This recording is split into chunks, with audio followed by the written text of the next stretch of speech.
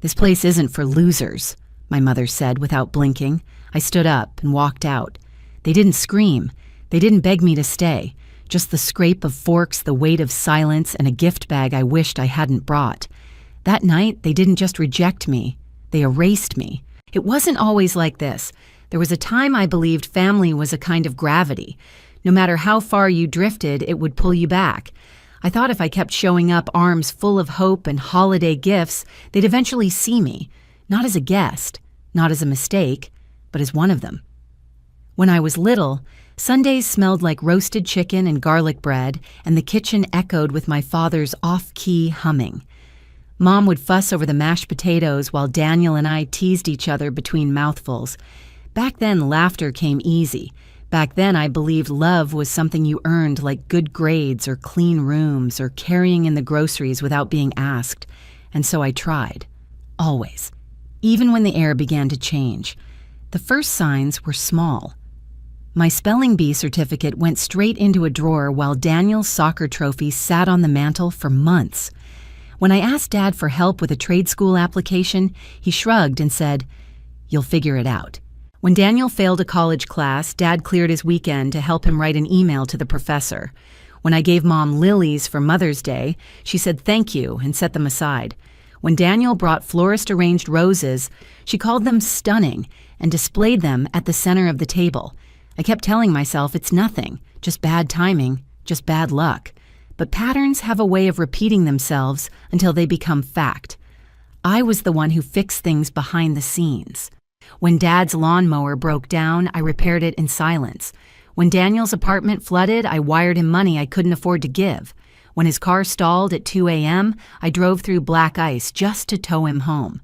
When he needed a job, I coached him through his first interview, and every single time, no one said a word. Daniel took the credit. Mom and Dad beamed, and I stayed invisible. Still, I kept showing up, even when I shouldn't have, even when I knew better. On holidays, on birthdays, with gift bags full of meaning and hope I had no business carrying. I'd tell myself, maybe this time they'll notice. Maybe this time I'll finally matter. So I picked out the perfect scarf in emerald green, Mom's favorite color. I spent 2 hours choosing the watch for Dad, engraving the back with thanks for teaching me to fix everything. It was my peace offering, my attempt yet again to earn a seat at their table. And that night, I walked into their house like I always had, with soft footsteps, careful words, a heart I hadn't quite given up on. But the moment I set the gift bag on the marble counter, I felt it. Not the cold from outside, the cold inside. The room looked like a holiday postcard, candles flickering, wine glasses catching the light, Daniel sitting tall in a crisp button-up, Sophia beside him smiling with practiced warmth. Everything was perfect, except me. My coat was still half-zipped, my sleeves still marked with the grease from a long shift. I didn't even have time to change. I'd come straight from the shop, because I didn't want to be late, because I thought being on time would matter. I stood in the doorway, hand still on the gift bag when Mom looked at me. And then she said it. "This place isn't for losers." I thought I'd misheard. I waited for a laugh, for anyone to jump in and say, "She didn't mean that." But no one did. Dad set his fork down with glacial slowness, like maybe if he moved slowly enough, I'd disappear on my own. Daniel kept staring at his plate. Sophia touched his hand, a gentle squeeze. "Stay still. Don't ruin the evening." "Mom?" I asked, my voice breaking like a snapped guitar string. "What did you just say, Karen?" She never liked being called Mom when she was angry, folded her napkin into a perfect square. Her tone was smooth, controlled. "You heard me," she said. "Tonight is Daniel's night. He's introducing Sophia to us properly. We want everything to be polished." Her eyes scanned my boots, the oil stain on my sleeve. "And you showing up like this," she said. "Well, it just doesn't fit. Doesn't fit." The words landed harder than any slap. "I showered," I said quietly. "I came straight here from work because I didn't want to be late." No one answered. Daniel didn't look up. Dad didn't move. Sophia blinked, then looked away. I felt the gift bag in my hand like a weight. I'd spent hours picking it all out.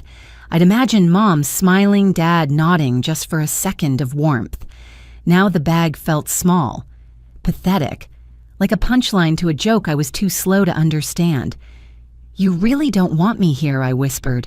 Karen sighed like I was being difficult on purpose. "Victoria," she said, "this isn't personal. It's just Daniel deserves his moment. He's worked so hard. And Sophia's family, they're people of stature. You wouldn't understand. Wouldn't understand." The room faded around me. I slid my arms back into my coat. I wanted to scream, to throw the gifts onto the table, to remind them that Daniel would have failed without me, that I'd paid his rent, covered his screw-ups, pushed him forward every time he faltered. But no words came, only silence. Daniel's fork hovered mid-air. His jaw was tight, but he said nothing. That was my answer. I turned toward the door. No one stopped me. No one followed. Outside, the wind cut through my coat. By the time I reached my truck, my hands were shaking, but I didn't cry. Not yet, because part of me was still waiting for someone to call my name, still waiting to be chosen. I drove home in silence, my fingers wrapped so tightly around the steering wheel they left marks. The gift bag sat untouched on the passenger seat, its white handles glowing under the streetlights like a cruel joke. I didn't know why I brought it with me. Habit, maybe. Or hope. That if I took it back, I could pretend the night never happened, but I couldn't unhear those words. "This place isn't for losers." I replayed them over and over like a broken song stuck in my head. Each repetition carved a little deeper into me. At a red light, I glanced down at the bag, and something inside me cracked. I almost threw it out the window. Instead, I drove home. When I stepped into my kitchen, the house greeted me with stillness, the kind of stillness that used to make me feel small. Tonight, it felt like a refuge. No clinking plates, no forced smiles, no eyes judging my sleeves. Just me. I set the bag on the table and didn't touch it again. I made scrambled eggs and toast, not because I was hungry, but because cooking anything else felt like pretending, like acting out a part in a life that no longer wanted me. I sat at the table, eating slowly the scarf, still peeking from the tissue paper, like it was mocking me. The watch engraved with gratitude that would never be received lay perfectly nestled in its box, untouched, unwanted. I thought about all the times I had tried to earn my way into their world. The Mother's Day lilies, the Father's Day wrench set, the birthday cards no one opened. I remembered climbing onto the roof by myself, patching up leaks under the summer sun. My arms ached for days, but I didn't care. I wanted Dad to see me. I wanted him to say, "That's my girl." He never did. Instead, Mom laughed and said, if only Daniel had been here, he'd have done it straight. And Daniel, he just shrugged, never offered to help, never corrected her, never said, "Vic did that for you." I thought of all the moments I'd stitched into their lives without them ever noticing. And now I sat in a house I had built, with my own hands eating eggs alone, realizing it was never about effort. It was about invisibility. No matter what I did, they had already decided who I was, and they decided I didn't belong. I pushed my plate away. My stomach churned. The scarf, the watch, the note I had written inside the card that said, "Thanks for always believing in me." I had actually written that. I stared at those words now and felt something hot twist in my chest. They never believed in me. Not when I chose trade school instead of a 4-year degree. Not when I started working with my hands. Not when I came home covered in grease and pride. They didn't believe in me when I showed up with gifts. They believed in the version of me that stayed silent and stayed small. I stood up from the table and walked to the window. Outside, the snow had started falling again, quiet, soft, indifferent. My porch light flickered against the flakes. Somewhere across town, they were probably still at that table, laughing, toasting, talking about Daniel and Sophia's future. Sophia, the one with the elegant coat, and the family with stature. I could still hear my mother's voice. "You wouldn't understand." She meant you don't belong in their world. But the truth was, I understood more than she ever gave me credit for. I understood sacrifice. I understood what it meant to show up when no one asked. I understood love without conditions. They didn't, and maybe they never would. I walked back to the table, stared at the bag again. In another version of this night, I would have driven back, placed it gently at the front door, rang the bell, and walked away without a word. But that version of me was gone. The girl who tried to fit into their picture-perfect frame was gone. All that was left was the woman they never saw coming. I took a deep breath and said it aloud just to hear it in the air. No more. No more last chances. No more trying to prove my worth. No more mistaking proximity for love. I wasn't leaving the table. I was burning it down, at least in my heart. That night, I let the silence speak, not as a punishment, as a declaration. And somewhere deep inside, beneath the ache and the rage and the grief, I felt the first flicker of something dangerous and beautiful. Freedom. It started with a podcast, not some grand plan, not a moment of revenge, just a quiet Tuesday night alone in the garage, grease under my nails and the hum of a busted alternator ringing in my ears. I was 22, exhausted, hungry, wearing boots with a hole in the sole. And then a podcast about investing came on the radio while I worked. I didn't understand most of it. Index funds, dividends, compound interest. It sounded like a foreign language, but something about the way the host spoke calm, steady, certain stuck with me. I wanted that certainty. I wanted something no one could take from me. So the next morning, I went to the library. I checked out a book called The Simple Path to Wealth and read it like my life depended on it. In a way, it did. I had no financial cushion, no family safety net, no mentor waiting to guide me. What I had was $700 in a savings account and a growing awareness that if I didn't change something, I'd spend the rest of my life trying to prove myself to people who'd already made up their minds. So I opened a brokerage account. My hands trembled as I clicked buy on my first index fund. It felt like setting fire to everything I'd been taught, that money was to survive, not grow. But that click changed me. I didn't tell anyone, not my coworkers, not even Maya. I didn't want anyone's judgment or advice or commentary. This was mine. Every dollar I saved went into that account. I skipped new boots that winter, ate ramen 3 nights a week, took every side gig I could find, oil changes, carburetor rebuilds, last-minute tows in the snow. Every job paid for another tiny sliver of independence. My coworkers teased me, called me stingy, a penny pincher. One even laughed and said, "What are you trying to retire at 30?" I didn't answer. Let them laugh. They didn't know what I was building. By the time I turned 25, I had over $40,000 invested. It wasn't flashy. No luxury car. No designer bag. Just quiet confidence growing with every dividend. When I bought my first house at 28, no one believed it. A rundown 3-bedroom wreck with peeling paint and a furnace older than I was. Why waste money on that dump, Mom said when she saw the photos. Daniel laughed. "You're gonna die fixing that place." They didn't come to help. They didn't even ask how I'd done it. But I fixed it. Every pipe, every floorboard. I learned how to rewire outlets, patch drywall, tile a bathroom. YouTube became my mentor. Sweat became my currency. And little by little, that dump became home. The thing is, I still wanted them to notice. Even after everything, I caught myself imagining what it would be like for Mom to walk through the front door, see the polished floors, the framed photo of me on the wall, not Daniel, not Sophia, and say, "Wow, you did all this," but she never did.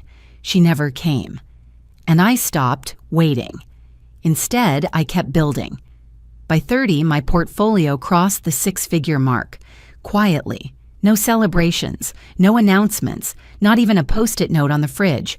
Just a moment alone in my kitchen, a cup of cheap coffee in hand, staring at the numbers and whispering, "I did this." Last year I hit $1.3 million. Even typing that number now feels surreal. Me, the loser, the distraction, the one who didn't belong at the dinner table. I built a life they couldn't even imagine. And I did it in silence. Because I knew deep down if they ever found out, they'd twist it. Suddenly, I'd be valuable. Not as their daughter, not as their sister, but as a resource. And I wasn't going to let them claim something they never helped build, so I kept it quiet. I didn't buy a new car, didn't upgrade my wardrobe. My boots still had grease stains. My hands were still calloused. I looked like the same girl who showed up to dinner and got called a loser, and that was the point. Let them believe I was nothing. Let them talk about Daniel's job, Sophia's pedigree, their upcoming wedding full of important guests. Let them sip wine and toast to their success. Meanwhile, I was building an empire from the basement, not for revenge, not for pride, but because I needed to know I could survive without them. And now, every time I logged into my account, every time I ran my hand across the smooth kitchen counter, I installed myself every time I parked my beat-up truck in the driveway of a house I fully owned, I reminded myself I don't need to be seen to be real. I don't need their applause to be enough. But sometimes, just sometimes, I'd catch myself looking at that scarf and watch still sitting in the same gift bag untouched on the shelf and wonder, what if they knew? What would Mom say if she saw that I remembered her favorite color? What would Dad say if he turned the watch over and read the engraving? Would Daniel admit the truth, that without me he wouldn't be standing where he is? I'd shake the thought away. Because those questions didn't matter anymore. I wasn't building for them. I was building for me. And that was the most dangerous truth of all. It was 5 days after the dinner. I was in the garage, sleeves rolled up, elbows deep in the engine bay of an old pickup when I heard the sound. Car tires crunching fresh snow. I wiped my hands on a rag heart, already uneasy. Customers didn't come through the back entrance, and no one ever pulled into my driveway unannounced unless they had something to prove. I stepped outside, and there they were. Mom, Dad, Daniel, Sophia, standing in my driveway like ghosts from a story I thought I'd closed. Mom held a tin of cranberry muffins. Dad had his hands shoved in his coat pockets. Sophia wore heels too delicate for snow. And Daniel looked furious. "Victoria," Mom said with a forced smile. Her voice was too light, too practiced. "We thought we'd drop by, check in on you." I didn't smile. I didn't even blink. "After calling me a loser and asking me to leave the table," I said. Sophia shifted, clearly uncomfortable. Daniel's jaw clenched. "You should have told us," he snapped, "about everything." My hands dropped to my sides. "Told you what?" Daniel took a step forward. His voice wavered with something between hurt and rage. "That you helped me get my first job, that you vouched for me when I nearly got fired, that you covered for me." Silence cracked between us like ice underfoot. "How do you know that I asked, even though I already suspected?" Sophia spoke, her voice clipped. "Evan told me. Said you practically trained him. Said without you, he wouldn't have even known how to change a carburetor. And then he mentioned the investments." Her eyes locked onto mine. "That you've been sitting on over $1 million and never told anyone." There it was, the secret no longer mine. Dad cleared his throat. "We had no idea, sweetheart." I laughed, not a soft laugh, a bitter one, sharp enough to cut through bone. "Of course you didn't," I said. "You never asked." Daniel stepped forward, voice rising. "Do you know how humiliated I felt Evan kept talking about how much he admired you in front of Sophia, in front of her parents? I looked like a fool." "You looked like the real you," I said calmly. His face twisted. "You could have at least warned me. Instead, you let everyone think you're still some broke grease monkey. You made me look like nothing compared to you. That did it." My calm cracked. "I made you look like nothing I said, stepping forward. No, Daniel. You did that all by yourself. I built everything in silence while you bathed in applause I handed to you." Mom finally stepped in, voice trembling. "Victoria, that's not fair. We were just trying to give Daniel the best start." I cut her off. "And what about me? Where was my start? Where was my applause?" Every time he stumbled, I caught him. Every time I stood up on my own, you turned away. Sophia looked between us like she was realizing she had walked into a house of cards. Dad muttered, Maybe we can talk about this inside. No, I said sharply. We're not doing this in my house. Not until you tell me why you're really here. Silence. And then predictably, it came. Dad shifted. Evan mentioned something about an auto parts distribution idea. He said, "You've got the capital, the knowledge." He thought maybe I held up a hand. There it is. Daniel jumped in. "It could help all of us, Vic. You've got resources. I've got contacts. We could build something." "This isn't a pitch meeting," I snapped. "You came here because your pride is bruised, because suddenly the loser doesn't look like one anymore, and you want in." Daniel's face flushed with anger. "You think you're better than us?" "No," I said. "I know I built something better than what you ever imagined I could, and that terrifies you." Mom reached for my arm. "Sweetheart, we're still your family." I stepped back. "No, you're people who used to be my family. Now you're just faces who want access." She flinched. "You don't get to erase me for years and then come back when it's convenient." I continued. "You don't get to throw me out of dinner, call me a disappointment, and then ask for business advice over muffins." Daniel's fists clenched at his sides. "You're so full of yourself now." "No," I said quietly. "I'm finally full, after a lifetime of starving for your attention." Sophia whispered something to Daniel, but he shook her off. Dad looked down at the snow.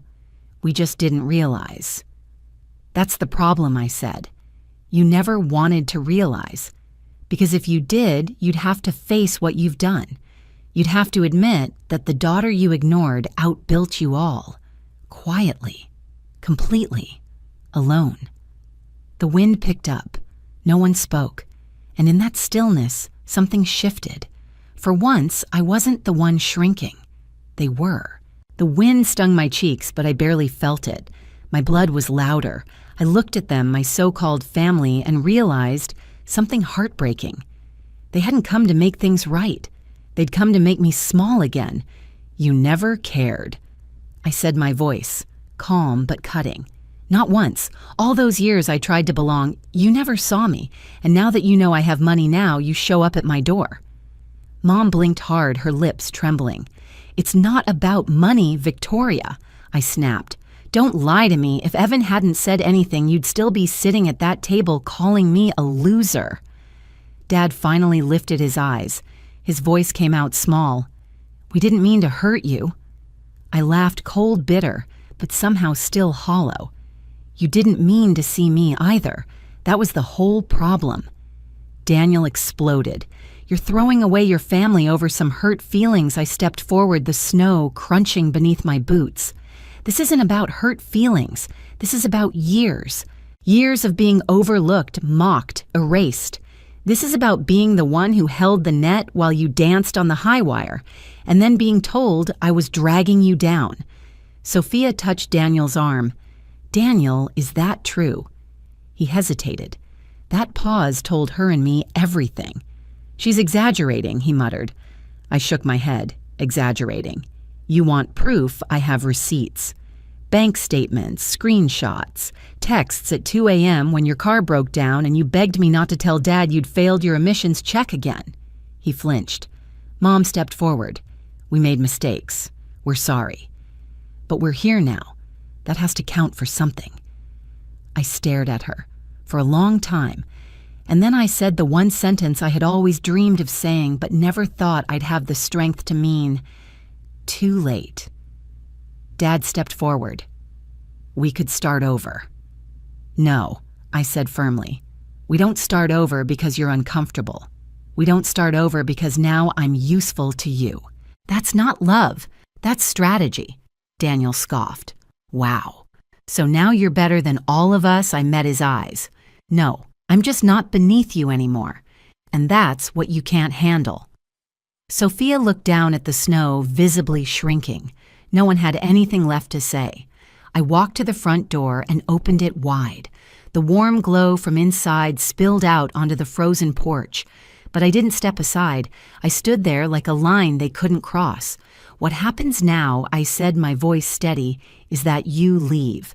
And you decide out there whether you can ever love me for me. Not for what I have. Not for what I can give you, For me. The silence that followed wasn't awkward. It was revelation. For once, I wasn't afraid of it. Mom's hand twitched like she wanted to reach out, but she didn't. Dad bowed his head. Daniel muttered something too low for me to catch and turned back to the car.